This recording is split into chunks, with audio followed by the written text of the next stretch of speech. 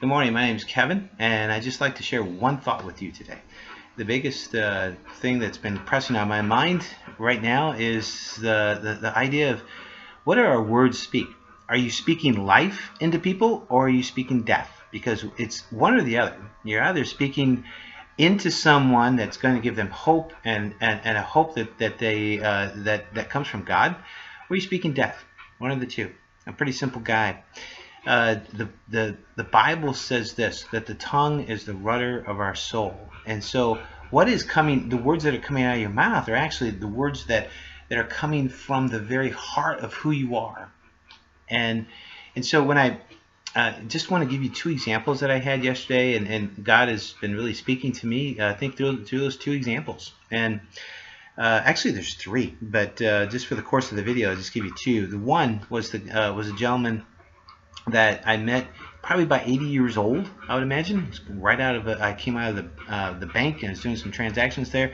Long story short, this elderly man who was walking just said, "Hey, I need to find the nearest drugstore." And I was looking around like, "Oh yeah, by the way, well, there's one right across the street." And he shocked me. He goes, "I don't want to go to that blank drugstore." And I hesitate to even say it was the F word. And I was shocked, like, you're so close to eternity, I don't think you should be talking that way. But I didn't correct him at the time. Probably should have. But I didn't. And he goes, "I don't want to go to that one. I want to go to the one on this side of the street." And I was trying to think, where's it go? And next thing, it's 3 miles down the road. And he goes, "That's good. I'll take that. Thank you, young man." I'm like, well, okay, I'm 47, but I guess compared to you, I'm young. So, anyways, the second one is I go over to Chicago, southern part of Chicago. It was a pretty nice area, and there's a strip mall. We're going to be doing what they call a takeoff. We're getting ready to do like an estimate on the place, and people were coming and going, and there was a different young man who had come in. I was hearing some language that wasn't too good, but there was one young man then that came out of the store. Must not have had a great experience, and when he came out of the store, it was just a tirade of GD that, GD this, GD that, GD this, and then he put in a few words. I'm like, okay, that's a normal word. But there was an anger problem. There was an anger issue from such a small event, really. I mean, it was a matter, I think, over a cell phone. And when I hear that, it was really showing me his soul, whether he realized or not.